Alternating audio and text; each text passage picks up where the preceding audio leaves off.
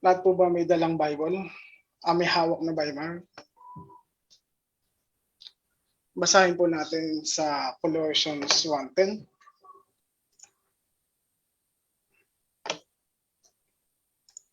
Amen. Makikita niyo po dyan. Sabi dito, Colossians 1:10, so that you may live a life worthy of the Lord and please Him in every way, bearing fruit in every good work, growing in the knowledge of God, being strengthened with all power according to His glorious might, so that you may have great endurance and patience, and giving joyful thanks to the Father who has qualified you to share in the inheritance of His holy people in the kingdom of light. Very interesting po yung Amen. verse na to kasi ang topic na isa-share ko po is about pwede na mentality. But before that, nais ko muna kayong tanungin, para sa inyo, ano po ba yung definition ng excellence? Amen. I have a list of Filipino people na talagang nag-excel sa larangan ng whatever the career they are in. That you will be inspired na kahit Filipino tayo, we could stand, tanggalin natin yung kahit na Filipino. Or dahil Filipino tayo, we could stand toe-to-toe with the other races all over the world. At kung paanong tinawag tayo ng Diyos, may pagkakataon tayo or may chance tayo to excel, to rise to the next level, and to be recognized. Pag pinag-usapan yung mga ganyan, one of the persons na pumapasok sa isip ko, of course, si Lea Salonga. Kita po ba? Akala ko si Joy yan.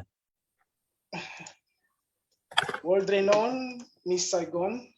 So, bata pa lang po ako, naririnig ko na yung pangalan na yan. Up to now, sikat pa rin po siya. Yan yung ka-generation ni... Amen.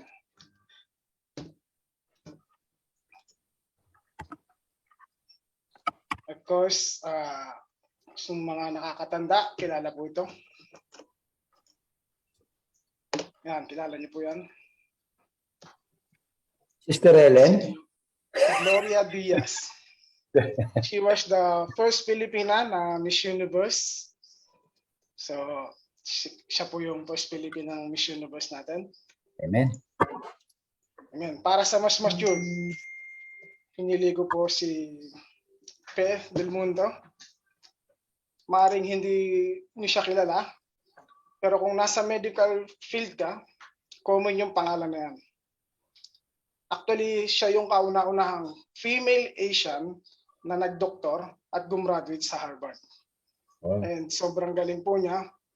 One of the things that she is very known for, siya po yung nagsimula ng incubator. Alam naman natin, incubator, siya po yung nilalagyan ng mga bata, mga baby, pag premature. So, nung wala pa yon, she started her own, made of bamboo, very innovative, very brilliant woman. And because of that, na-inspire yung mga inventors talaga, and we came up with an incubator na ginagamit natin ngayon. Pero as far as thinking about it, naisip niya na po yun. I mean, pagkantahan naman, one of the famous Filipino is si Apple Diap. Si Alan Pineda Lindo of the Black Eyed Peas. Grammy Award po yung grupo na yan, and he's a Filipino. So nakakatuwa, di ba? Pag may naka-receive na award na ganyan, talagang tuwan-tuwa tayo. Oh, Pilipino yan. Kababayan ko yan. Yung mga ganon. Next, syempre, pag sinabing bowling, sino yan? Paeng. Paeng. Okay. Paeng po, he was declared as the greatest Philippine athlete of all time for winning more than 100 bowling tournaments, including 4 World Cup. Can you imagine that? More than 100 tournament. Nanalo po siya.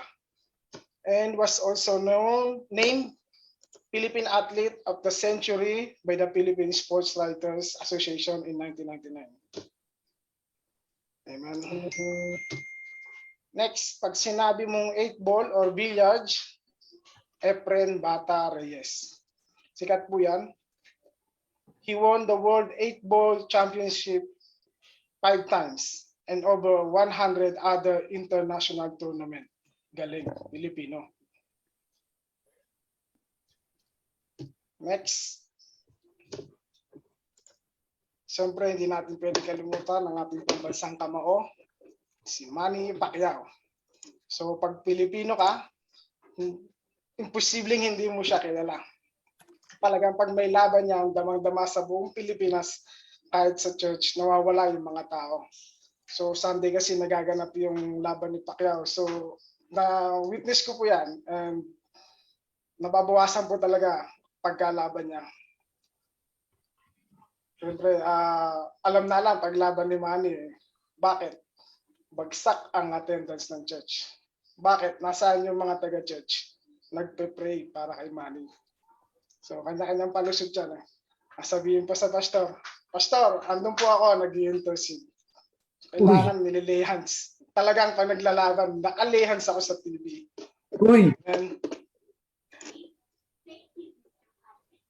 And if you're a Filipino, I know that there are reasons to really be proud also. Dahil may mga areas na nag-excel tayo. So, may natatandaan akong kwento last time. Very interesting kasi may nabasa daw siya. Pag Pilipino raw, dinala mo sa ibang bansa, talagang nag-excel. Kaya may mga Pilipinong sumisikat na mga doktor, talagang pag nag-doktor sila sa ibang bansa, o nurse, talagang sumisikat dahil nag-excel sila. Dahil they rise up to the next level above the other. Then pag may mga engineer, nagpunta ng Dubai, ng Saudi, ng Qatar, talagang sumisikat. Ang bilis ng promotion, ang bilis na nagiging supervisor kagad. Talagang pag dinala mo sila sa ibang bansa, pag Pinoy, aangat at aangat yan. Makikilala yan. Even to the point na kahit medyo pangit ng pakinggan, no? Pero this is the reality. Kahit nga yung mga domestic helpers, ang first choice nila yan, mga Pilipino. Why? Kasi when we serve, we give it all. We give our very best. Yan yung very nature talaga. Yan yung talagang natural sa mga Pilipino. But sad to say, pag nasa Pilipinas tayo o nung nasa Pilipinas tayo, ba't ganun? Asa na yung mga nag-excel? Asa na yung ambilis na napopromote ka agad? Nasaan yung mga ambilis na nagiging supervisor? Well, maraming reason po yan. Dahil siguro sa crab mentality, dahil siguro sa brain drain, dahil yung matatalino, sila yung umaalis, dahil yung mahirap yung bansa natin, and so on and so forth. But one of the reasons I believe is because of this mentality. Yung pwede na mentality. Pwede na yan. Okay na yan. Papasa na yan. So, while I'm preparing this message to all of you, naisip ko lang, what are the reasons bakit mahilig tayo sa pwede na? Bakit hindi pa tayo nag-excel talaga? One of the reasons that I came up with is, una, dahil matipid lang talaga tayo sa totoo lang. Right? Pwede na yan. So kung yung Nike mo, medyo kulubot yung pagkakacheck, okay na yan. Pwede na yan. Pag suot mo yan, gusot na lang. So yung mga shirt natin, gano'n. So may tatandaan po ang kwento from one of the church na napakinggan ko. Actually, Filipino missionary, nagpunta raw sa mission. Tuwan-tuwa siya, then sabi niya sa ka-church niya, bro, you won't believe this. Believe this.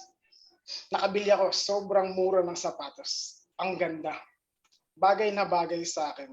Then sabi nung ka-church niya, anong tatak? Bro, Adidas, bro. Ang ganda. Bagay na bagay sa akin. So, pagkatingin nila, alam niyo kung anong nakasulat? Adibas. Sabi nung ka-church niya, kaya naman pala mura eh.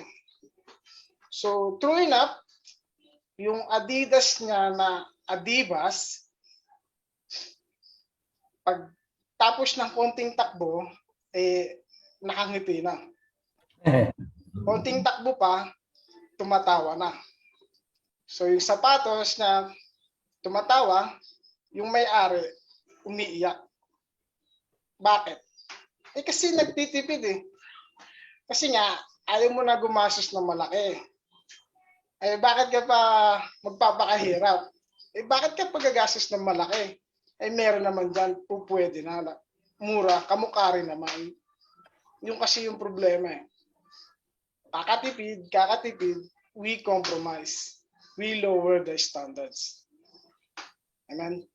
What else? Pangalawa, medyo tamad lang naman tayo sa totoo lang. Bakit ayaw natin to put more effort in the things that we are doing? Bakit ayaw natin to put more energy into it? Bakit? Kasi nga, tinatamad tayo.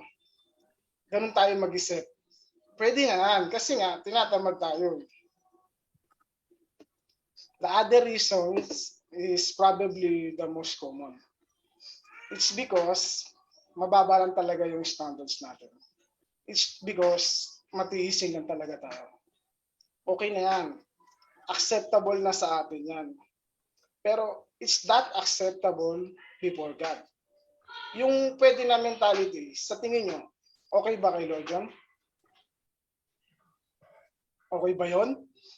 So sabi po dyan sa Matthew 5:48, be perfect, therefore, as your heavenly Father is perfect. Amen? Ano yung standard ni Lord? It's perfection. If there's anything that God desires from us, is to be perfect.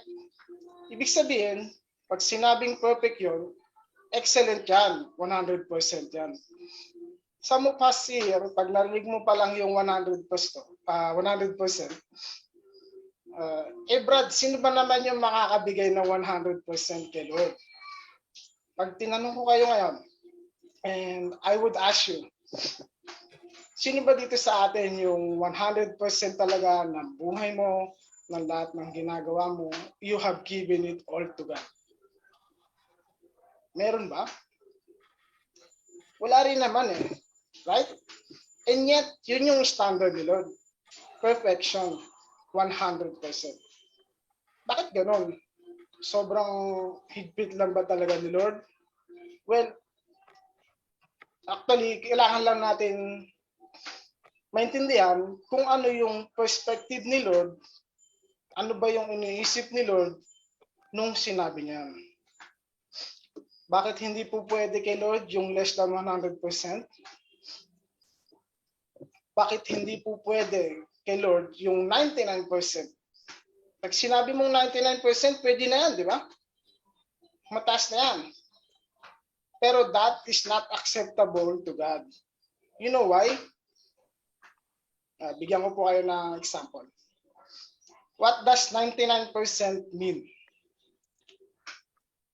Pag sinabi mong 99%, 15 minutes each day, walang kuryente. That is 99%. Bakit hindi siya acceptable? Can you live with that? Every day, 15 minutes, walang kuryente. That's 99%. 99%. That means 200,000 people getting the wrong drug prescription each year. Next. That means 2 million people dying from food poisoning. That's the 99%. 2 milyon tao namamatay dahil na food poison. Then, that is the perspective of God. Bakit hindi po pwede kay Lord yung hindi 100%? Because God will never allow all these things to happen. That is why. That is how God is so committed to all of us. Ganun ka-committed sa atin si Lord. Ganun niya tayo kamahal. That's why God will not settle for the 99%. He wants to give us the 100%. Ibig sabihin, pag nag-bless si Lord, 100% yan para sa iyo, kapatid. Hindi 99. Bakit? Kasi ayaw niya na sa isang araw, wala yung presence niya sa buhay mo. That's what God means. Yan yung perfection. That is why we should react the same way. Ibig sabihin, wala ni isang oras o isang minuto sa buhay mo na pinamumuhay mo na hindi mo kasama si Lord. Yun yung excellence. Yun yung hinahanap sa atin ni Lord. Yun yung desal niya for each and every one of us. Bakit hindi po pwede yung pwede na? It's because kulang yun. It's because mababa yun. Ito yung standards ni Lord. I don't know kung hanggang dito nga. Baka mas mababa pa. Kaya dapat natin siyang pag-usapan. Para maintindihan natin, ano ba yung nare-require ni Lord para sa bawat isa sa atin? Bakit dapat natin tanggalin yung mentality na pwede na? It's because God has a greater plan for each and every one of us. Amen? Sinabi mo excellence, ano ba ibig sabihin yan? So, binigay na po natin kanina yung ibig sabihin ng excellence. Actually, I made my own definition. Excellence is serving one's purpose and producing the greatest possible result. For me, that's how I understand excellence. Ano ibig sabihin yan? At sinabi mong excellent na kutsilyo.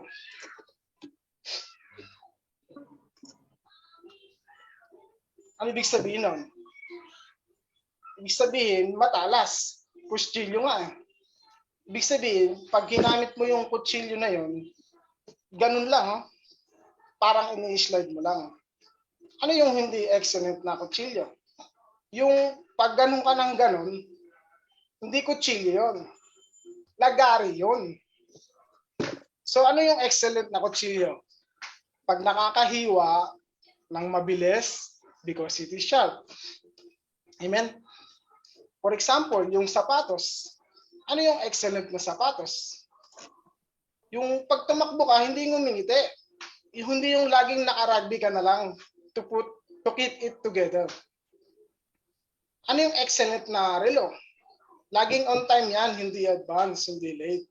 Tsaka yan yung tipo ng relo na pag pinagpawisan ka, hindi pinagpapawisan. Kasi may mga relong ganun eh. Pag pinagpawisan ka, pawis din siya. Oh. Hindi mo makita yung oras. May tubig sa loob. Meaning to say, if something is to be excellent, it must be serving its purpose. Ibig sabihin, pag excellent yan, ginagawa niya what it is meant to be, what it is made for. Not only that, yung result dapat it's the greatest possible result. Now that we say that these are the definitions of excellent, ano naman yung description ng excellent na life? What do you think is that? Okay, ito yun. Basahin natin. Colossians chapter 1 verse 10. So that you may live a life worthy of the Lord and please Him in every way, bearing fruit in every good work, growing in the knowledge of God. What is an excellent life? It is a kind of life wherein you're doing it for the glory of God. Wherein lahat ng ginagawa mo is pleasing in the sight of God.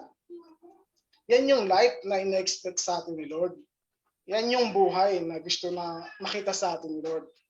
Na lahat ng ginagawa mo is pleasing for Him. Why it is pleasing to Him?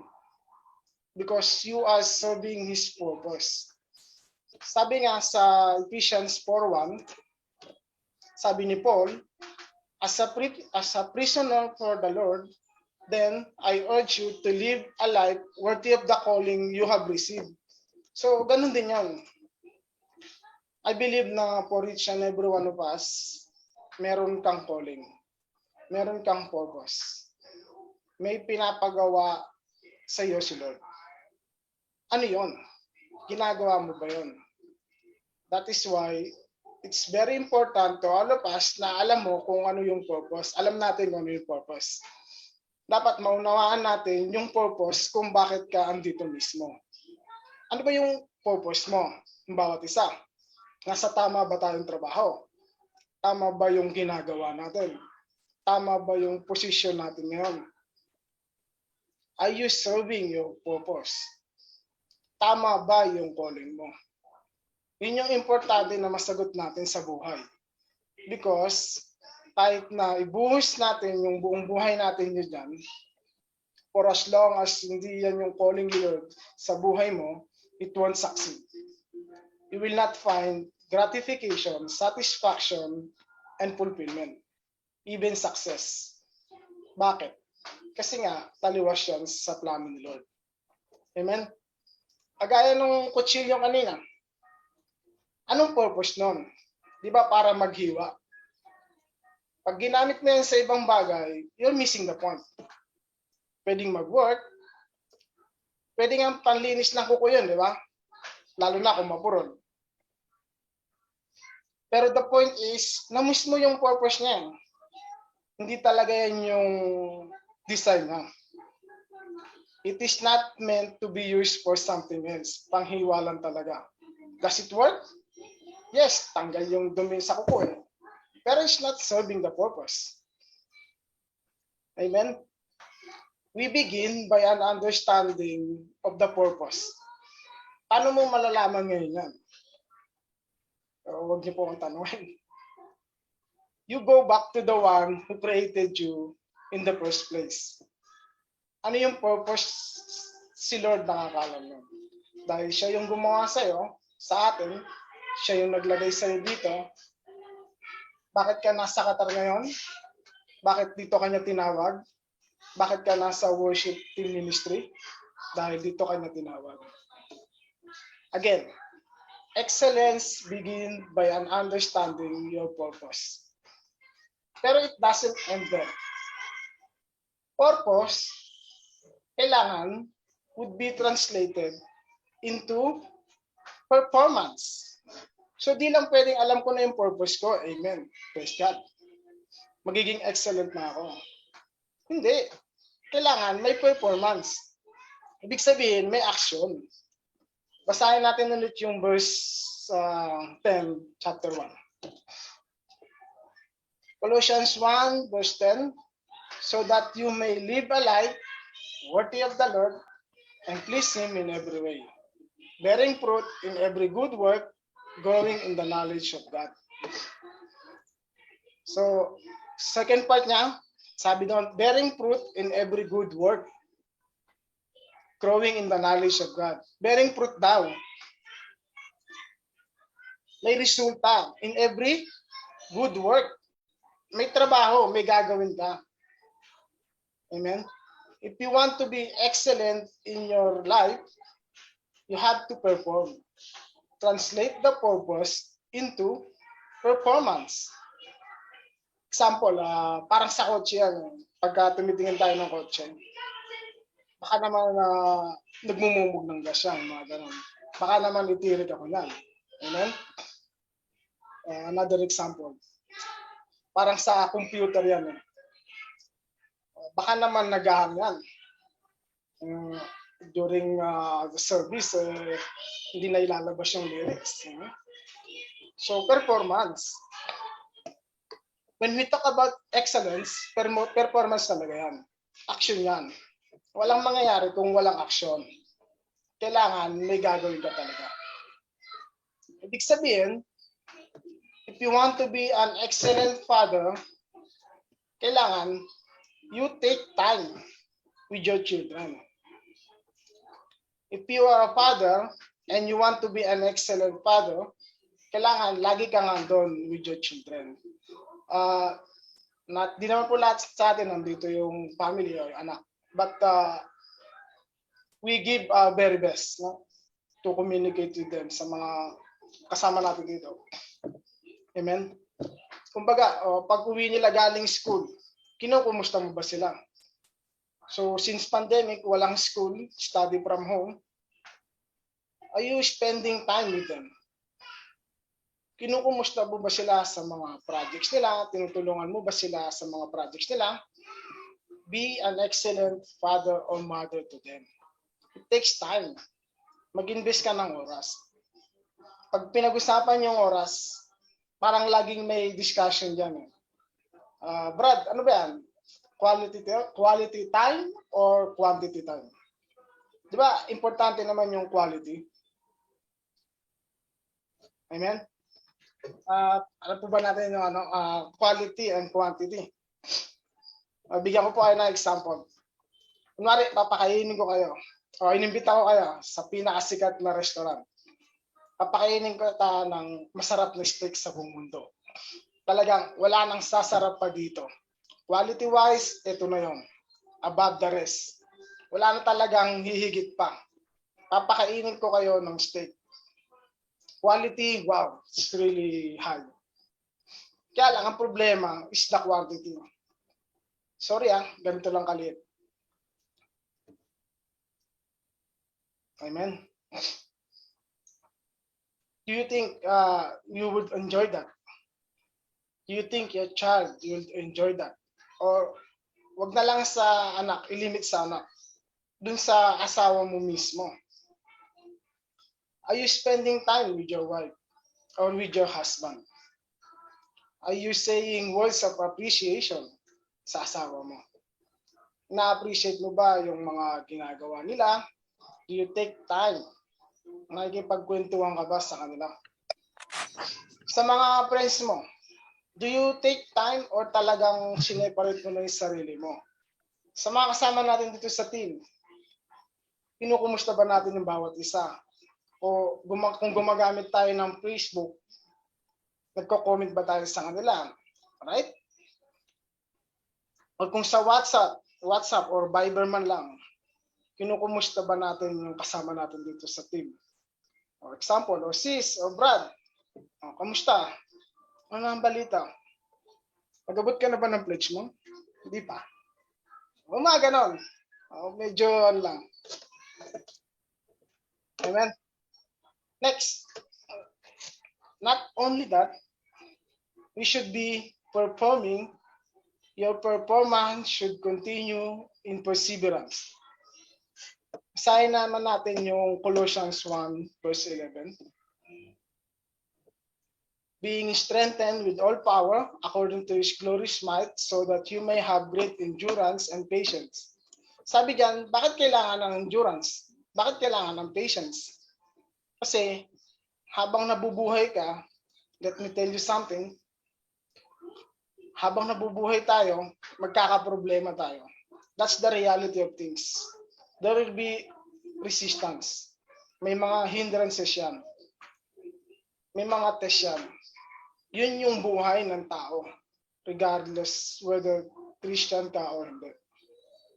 But the point is, you have to perform and you have to continue in perseverance. Kailangan mo mag-persevere. Kailangan natin mag-persevere. Kailangan mo magtuloy-tuloy. Kailangan natin magtuloy-tuloy kahit na may hindrance. Kailangan mo i-pursue pa rin yung will ni Lord. We have to continue to pursue whatever is pleasing in the sight of God. You persevere.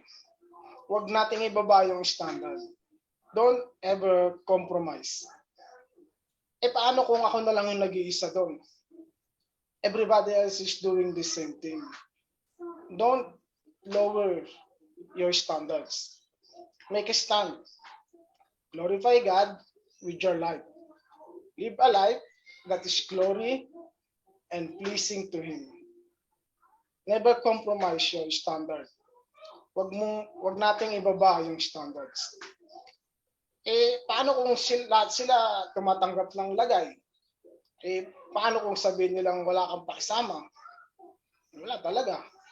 It's fine. Sino ba piniplease natin? Yung tao o si Lord? Amen? Ano ba yung purpose ng life natin? To please man or to please God?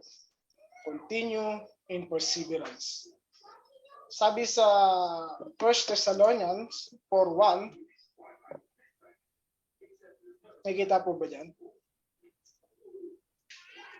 As for other matters, brothers and sisters, we instructed you how to live in order to please God. As in fact, you are living. Now we ask you and urge you in the Lord Jesus to do this more and more.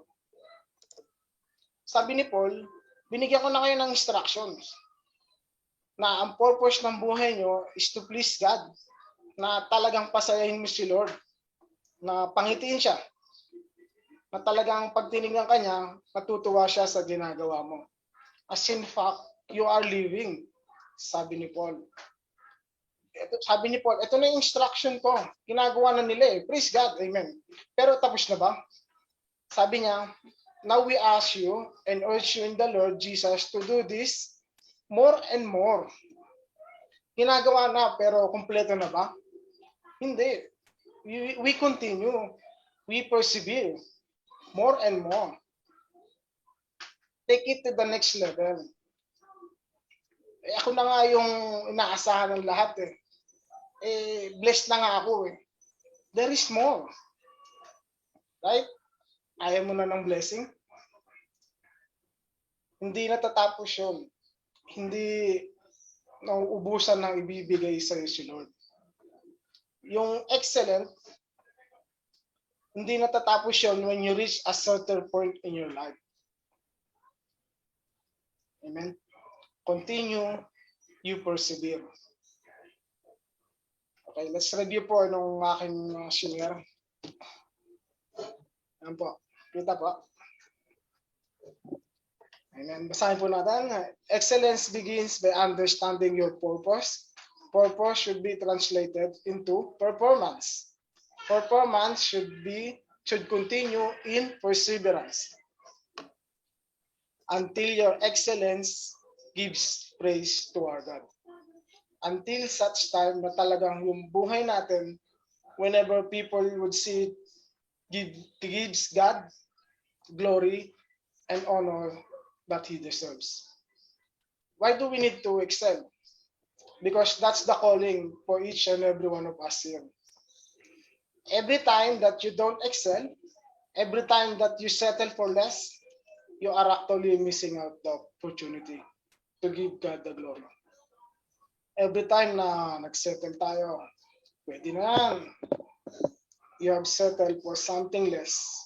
Na-miss natin yung opportunity na i-honor talaga si Lord sa buhay natin. Na-miss natin na pangitiin talaga si Lord. It's interesting po yung verse na yan. Yung Colossians 1:10. It was written during the time na mga bago lang silang mga Kristiyano. Actually tayo, matagal na rito. Pero itong verse na to sinulat ni Paul nung para sa mga bagong Kristiyano. Sinulat ni Paul yan kasi madaming pumuntang false teachers sa kanila. Tinuturuan sila ng mali sa Bible. Sabi ni Paul, you have to understand that you have been called to excellence. Set a high standard. Live a life that is pleasing before God. Amen. Wala na po sa akin i-share sa inyo, but dagdago na rin. Hindi lang excellence dito sa purpose natin, but we also excel in giving. Yun lang. Okay po, praise God.